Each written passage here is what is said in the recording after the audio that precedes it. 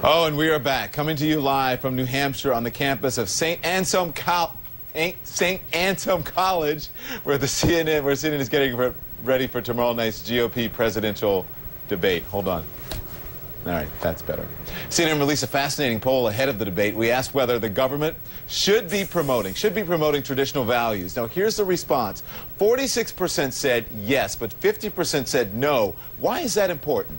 Because it's the first time the percentage in the yes column has fallen below 50% since CNN first started asking the question in 1993. That number should be very interesting to candidates like Rick Santorum, someone who is very decisive and very divisive on social issues. Here's what he had to say. When I caught up with him, why don't you take a listen? Go to my announcement speech. I didn't talk about social issues. I talked about, the impact of Obamacare on jobs and the economy. I talked about the huge debt that we have and an obligation to deal with that. I talked about entitlement reform. Talked about the Ryan plan.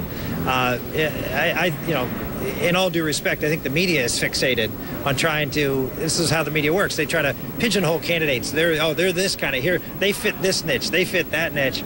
Well, the interesting thing I think in my candidacy is that I fit all the niches. I am someone who's strong on social issues, but I'm strong on national security issues. There's nobody who has the experience or the levels of accomplishment that I have on national security. No one has ended federal entitlement. I did. I was the author of welfare reform. So we've got a lot to talk about, and we will.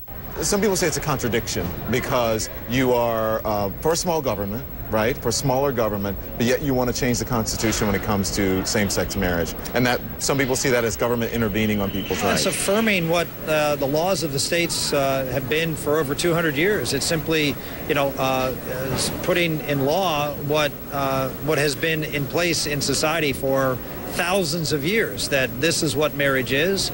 There's an intrinsic value that having men and women come together in marriage and having children and raising those children in a stable family, that's good for society. That's something society wants to encourage.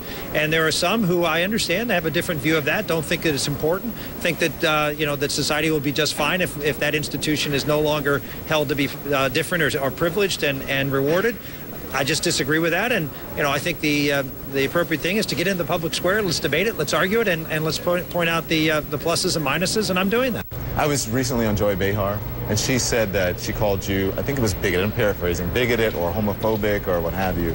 I have a difference of agreement on a public policy issue. That doesn't mean I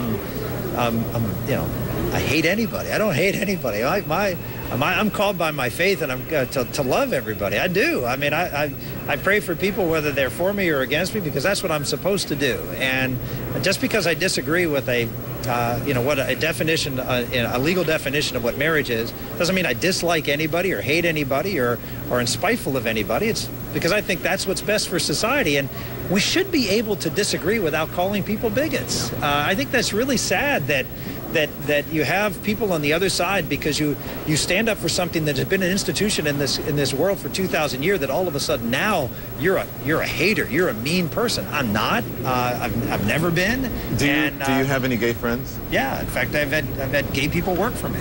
Yeah, and friends. Yes. People say I have black friends. Yes, I have. In fact, I was with a gay friend of mine just 2 days ago. So yeah, I do. And they respect that I have differences of opinion on that. I talk about these things in front of them, and we have conversations about it. They differ from me, but they know that I love them because they're my friend. And they know that I respect, and we have respectful differences. That's a headline. Rick Santorum has gay friends. It shouldn't be. It was well known that Rick Santorum had a leading gay Republican working for him for 10 years. I don't know what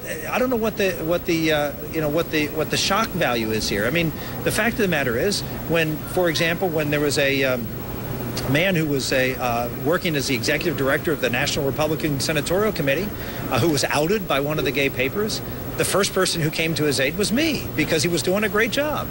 So I understand the narrative. It's always easy to sort of paint a narrative. Oh, this guy's for, standing up for traditional marriage. He must hate gay people. No, I don't. I just disagree with what the issue of marriage should be.